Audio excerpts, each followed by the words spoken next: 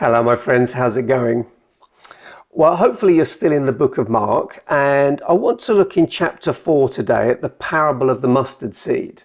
Now, Jesus calls this the smallest of all the seeds, and that was a proverb in Jewish thinking. I think it was the orchid that was the smallest. But Jesus takes this point of something that starts really small and then it grows big, and other creatures, if you like, can benefit from it.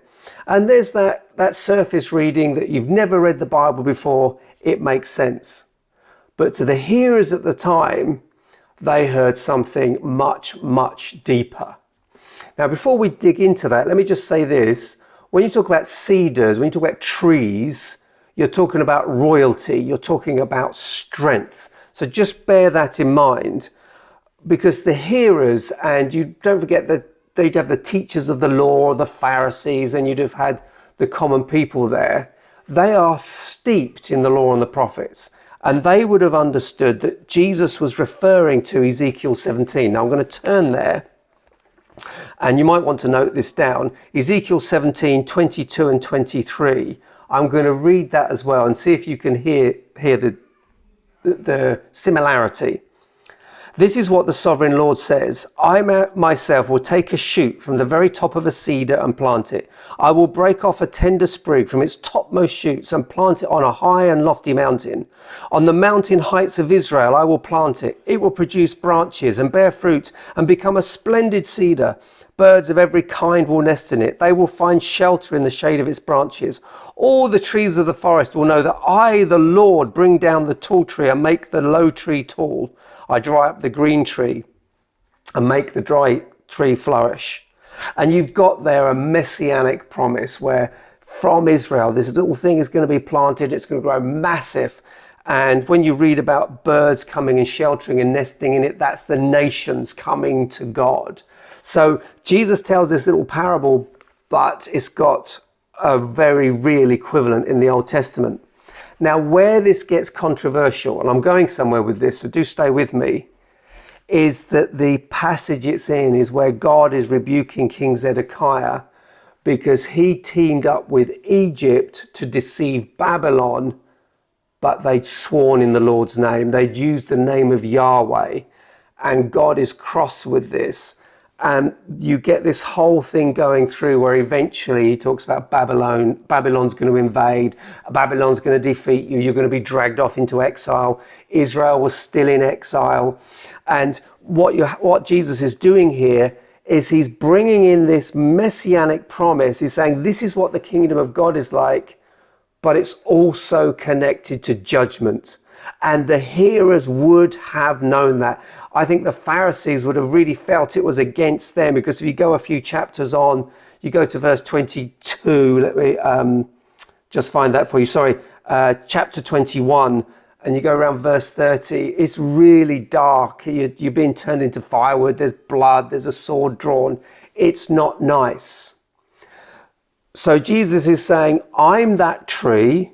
This is me. If you reject me, you're going to be putting yourself under judgment because I'm the one who's been promised. But wait a minute, and this is where I think it really speaks to us. Jesus chose a mustard seed. What is that about? Why didn't he say a cedar? Why did he say the birds coming to nest and to shelter under the mustard seed, which is a shrub? It grows up and then at the end of the year it dies. And of course, what we've got here now is the mixture. You've got in the Old Testament, you've got the cedar, the royalty, the strength, the power. And in the Old Testament, you've got the humility.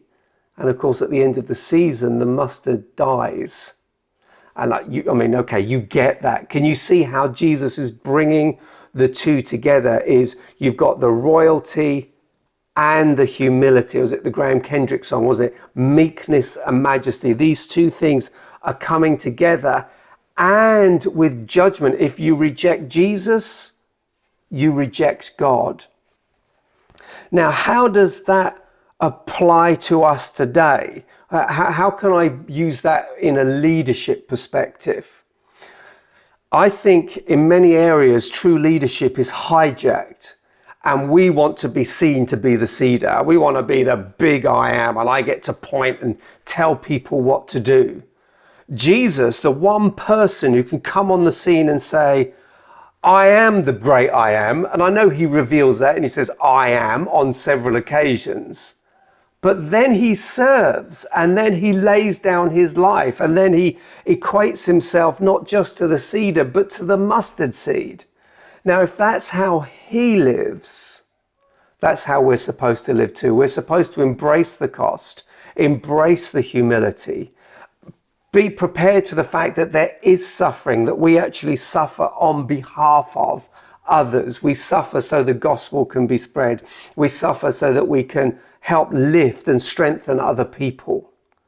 I've tried to squash, as usual, a whole load into a very small space, and I'd encourage you to pray on this.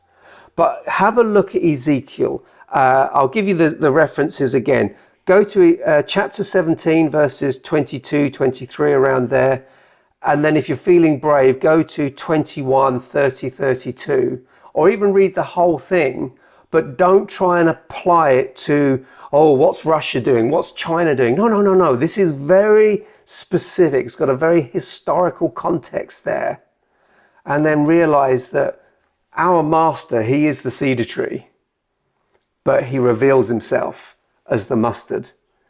And we've got that strength. We've got that fire. We've got that power in us, but we don't release it to make ourselves look great. We release it to make him look great and to lift up others. Please share, put your thoughts in the comments. Even if you disagree, let's see what we can work through. And I'll talk to you again soon. Bye for now.